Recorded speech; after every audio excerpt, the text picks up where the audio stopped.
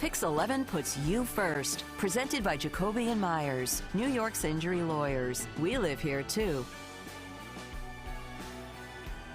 Well, the most dangerous roads in New York City run through the Bronx, and over the last year, we've partnered with Jacoby and Meyers to put your safety first. In our last conversation, we looked at pedestrian safety.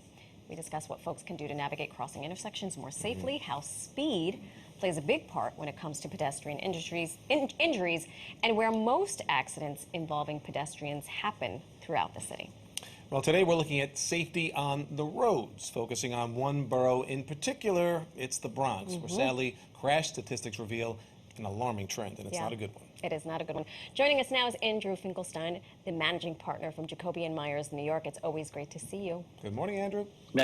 Good morning. Nice to see you again.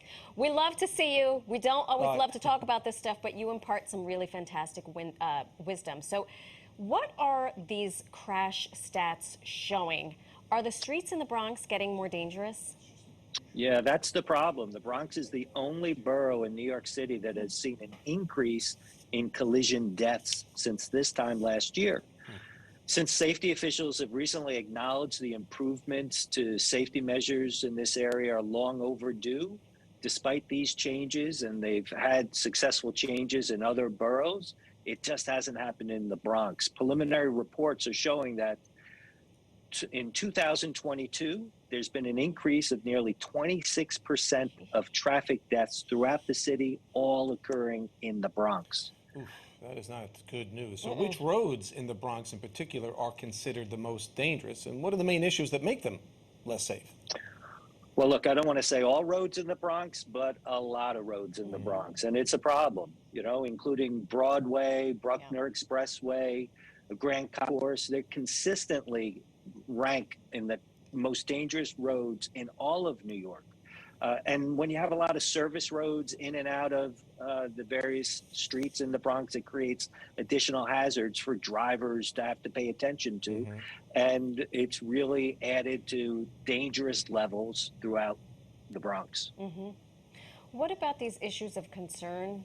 Are there, it saddens me to talk about this because the Bronx is my home borough. But bike lanes are not plentiful. Is that what I'm understanding? Well, that's one of the main problems.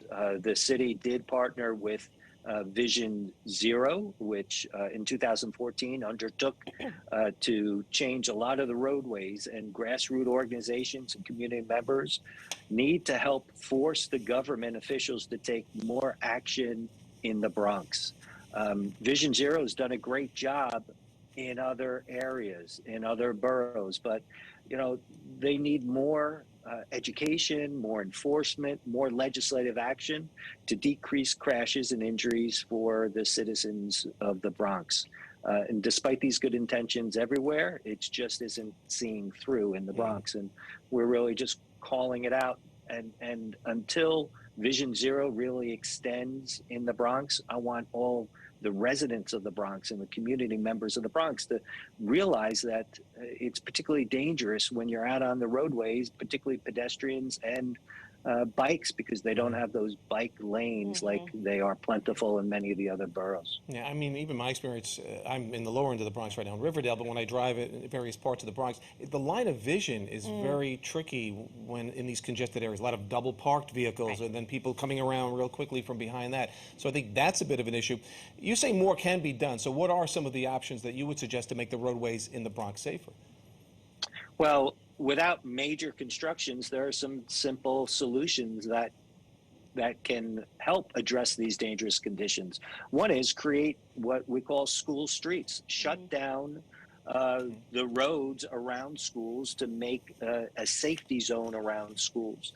You can block off sections of streets one day a week to encourage safety and safe outdoor neighborhood activities so people can socialize and get out and enjoy their community without the dangers of the roads. You can decrease parking availability that promotes walking, using public transportation, and taking some of the congestion out of the roadways will help the safety of the streets, and increase the number of available bike lanes and access to safe bike deposits, various bike storing solutions.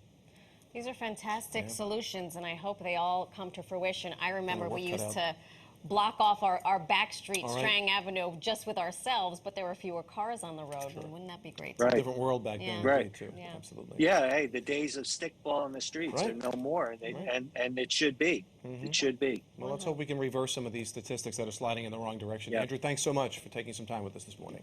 And my pleasure. Thanks for the opportunity. Yep. And if you would like more safety tips when it comes to city living, head over to jmlawyer.com.